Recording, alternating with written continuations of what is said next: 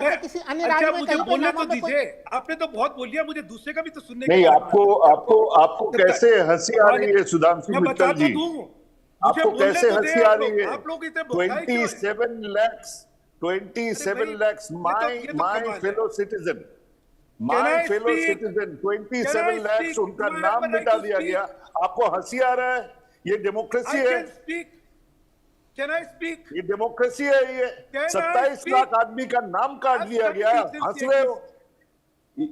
आपको शर्म आनी चाहिए कि आप दूसरे को बोलने किस नहीं किस देना चीज चाहते। किस किस You चीज से should आप be हंस रहे हो? ashamed सुधांशु जी, that आप today you करप्शन are के गड़बड़ी बारे है में क्या इसमें? after नहीं नहीं being सुधांशु जी, vanquished, न सुधांशु जी, सुधांशु जी, आप 27 लाख में कोई तथ्यात्मक गड़बड़ी दिख रही है क्या? करप्शन के बारे में ट्रिब्यूनल में मामलों की सुनवाई कहाँ हो पाई थी? के बारे में बात कर रहे थे। मैं आपको याद दिला रहा हूँ, मैं आपको याद दिला रहा हूँ, 2016 में ये शुभेंदु अधिकारी का वीडियो आप लोग रिलीज किया था, और रिलीज करने के बाद आप लोग भाग शुभेंदु भाग शुभेंदु भाग नहीं बोला कर था। सकता। अगर मेरे को मौका देंगे ये तो मैं बोल लूंगा। 2016 में शुभेंदु अधिकारी को आप लोग में चोर बोला था, और उसको आज आपका जो पेंडिंग है उसका उसका जो करप्शन चार्जेस, और उसके बाद उसको आप लोग मुख्यमंत्री में बैठा रहे हैं। आप बोल रहे हैं करप्शन के बारे में।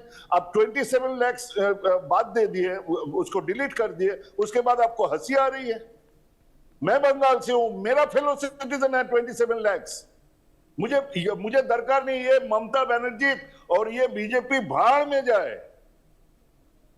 27 लाख मेरा फेलो सिटीजन है, वो मेरा सहनागरिक है, जिसका नाम काट दिए आप लोग, और उसके बाद आप हंस रहे हो। ये कैसे हंसी है? बोलते हुए अब बंगाल में आओ, अब बंगाल में एक बार आओ, आपका हंसी मैं सुनना चाहता हूँ। As in the name of being a psephologist, you are an activist and you should be ashamed of your truth. नहीं नहीं नहीं, मैं एक्टिविस्ट नहीं हूँ। मैं बोल रहा हूँ 27 लाख आप में हिम्मत है सुनने की? काट दिए हो, और इसके बाद आप हंस रहे हो। इसके बाद आपको हंसी आ रहा है, आपको सुनने की पेशेंस नहीं, तो मैं कुछ कर नहीं सकता। बंगाल में आइए, तर्क ले लेते हैं, हम सुनना चाहते हैं। अनिकेत जी तर्क ले लेते हैं। सुधांशु मित्तल क्या कहना चाहते हैं वो सुन लेते हैं, उसके बाद फिर मैं आपके पास आऊंगा। सुधांशु जी अपनी बात करिए। Manoj ji this is very अपनी बात करिए, अपनी बात सुधांशु जी आप कहिए, उसके बाद फिर आपकी बात पर अनिकेत क्या कहना चाहते हैं मैं उनके पास आऊंगा। पहले आप अपनी बात कर लीजिए। पहले इनकी बात सुन ले। आपने काट दिया भाई, सरकार ने काटा है क्या? कैसे कैसे लोगों को बैठा देते हैं यहाँ पे?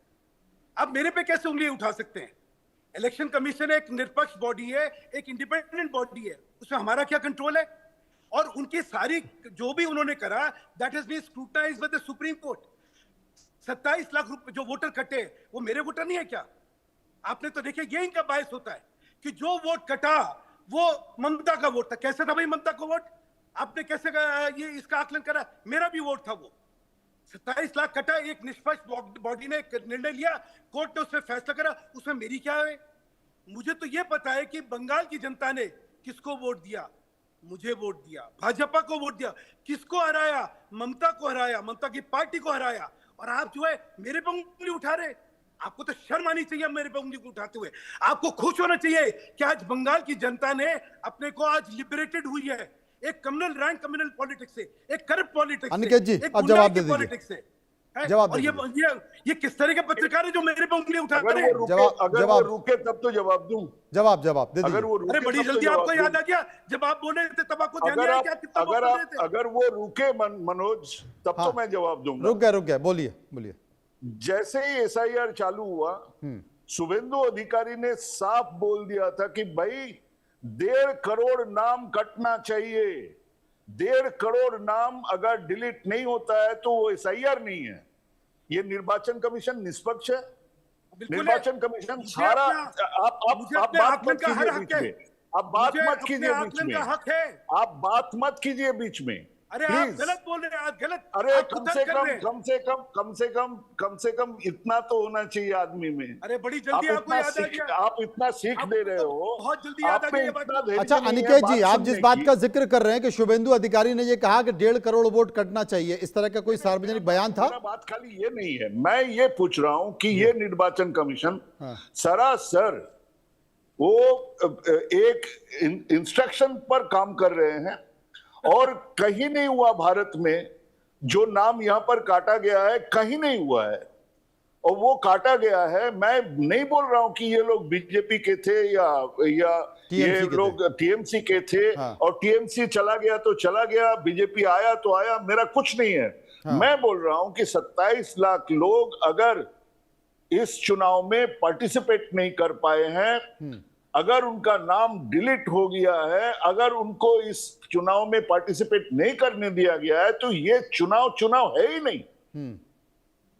ये वैलिड इलेक्शन नहीं है, ये वैलिड इलेक्शन नहीं है, हो नहीं सकता है। क्योंकि इसका आप बात सोचिए, बिहार में जब ये बात हुआ, एसआईआर हुआ, तो उसमें क्या रखा गया कि भाई 2002 में, वहां 2001 था, 2001 का वोटर लिस्ट में आपका नाम है तो बस आपको कोई कागज नहीं दिखाना पड़ेगा, कुछ नहीं दिखाना पड़ेगा, यू आर अ वोटर। हमारे यहाँ क्या हुआ, 2002 में ये 27 लाख का हर एक का नाम है। आपने एक ट्राइब्यूनल बनाया, आपने एक ट्राइब्यूनल बनाया जहां पर अभी तक जितना किया गया 99% जितना भी किया गया है, 1000, 1500, 2000 तक किया गया है, तो 99% वो उनका राय में ये वैलिड वोटर है। तो मतलब दे आर वैलिड वोटर्स, और उसको बाद देके आप एक वैलिड इलेक्शन करना चाहते हो। ये इलेक्शन हुआ है, आप इसको वैलिड इलेक्शन बोलते हो। I challenge this election. Sudhanshu Mittal जवाब दे रहे हैं। सुधांशु जी। मनोज जी, तो कम से कम चलिए, मुझे बड़ा अच्छा लगा कि अनिकेत जी ने ये तो माना कि ये वोट टीएमसी की नहीं थी, क्योंकि अगर कहते कि नहीं ये टीएमसी की वोट थी तो मैं कहता कि आप झूठ बोल रहे हैं, क्योंकि आपके पास कोई तरीका ही नहीं है जानने का कि ये किसकी वोट थी।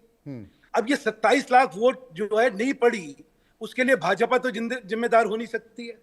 इलेक्शन कमीशन ने क्या करा ये जानिए, या सुप्रीम कोर्ट जानेगा। वो एक इंडिपेंडेंट बॉडी है, और सुप्रीम कोर्ट जो है इस देश की सर्वोच्च न्यायालय है, और न्याय क्या है वो तो वही तय करेगा। प्रश्न ये आता है कि जो अब सुनिए मनोज जी, प्रश्न ये आता है, इतना प्रचंड बहुमत भाजपा को मिला, कोई उस पर विश्लेषण करो कि क्यों मिला, क्यों लोगों ने अपनी नाराजगी इस हद तक जाहिर करी कि ना केवल टीएमसी का सुपड़ा साफ करा है, ममता हार रही है। क्यों?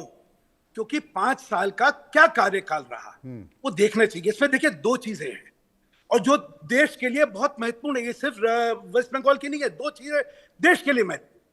पहली बात है कि अब ये मुस्लिम सांप्रदायिक राजनीति पे डिविडेंड नहीं मिलेगा। इन सबको ये एहसास हो गया है कि अगर ये तुष्टीकरण और ये जो सांप्रदायिक राजनीति करते हैं उसकी प्रतिक्रिया होती है, और उस प्रतिक्रिया से सब लोग संगठित भी होते हैं। तो अगर आप एक समुदाय की संगठित करके उसके वोट लेना चाहते हैं, तो उसका खतरा क्या है कि अगर दूसरा समुदाय संगठित हो गया तो आपको नानी याद आ जाएगी, और यही हुआ यहाँ पे। दूसरा, आप देश की मुख्य धारा से अब अलग नहीं रह सकते हैं। आप किसी राज्य को देश की मुख्य धारा से अलग करके आइलैंड बना के अगर आप राजनीति करना चाहते हैं, आप वहां पे इमोटिव इशू लगा के वहां पे आप प्रोग्रेस नहीं करेंगे, वहां पे व्यापार नहीं होगा, व्यवसाय नहीं होगा, नौकरी नहीं होगी, तरक्की नहीं होगी, कुछ नहीं होगा, और सिर्फ आप मुस्लिम तुष्टीकरण करके सोचेंगे कि मेरा राज बरकरार रहेगा, तो ये राजनीति अब हिंदुस्तान में नहीं चलेगी। आप देखिए धीरे धीरे जिन जिन पार्टियों ने अपने को आइलैंड बनाने की कोशिश करी और मुख्य धारा से दूर करने की कोशिश करी, वो सब पार्टियां हार रही हैं।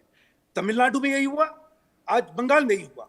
तो एक बड़ा संदेश देश के लिए गया, एक बड़ा संदेश गया। कुल मिलाकर ममता बनर्जी के तेवर भी हमें दिखाई दे रहे हैं। बंगाल में इतनी जल्दी शांति अभी दिखाई नहीं देगी। आखिरी है कि खिसियानी बिल्ली खम्मा नोचे, जो आज जो इल्जाम लगा रही है ममता बनर्जी, मुझे मारा गया, ये हो गया, वो हो गया।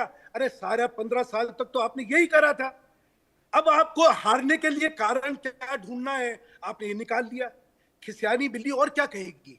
चलिए बहुत शुक्रिया करेंगे सुधांशु जी, आपका शुक्रिया करेंगे। कुल मिलाकर अभी बंगाल से बहुत सारे संकेत निकल कर आने हैं, और उन संकेतों के जरिए हम ये मान सकते हैं कि अभी बयान है, बहुत सारे समीकरण हैं, आंकड़े हैं, एसआईआर पर बहस चलेगी।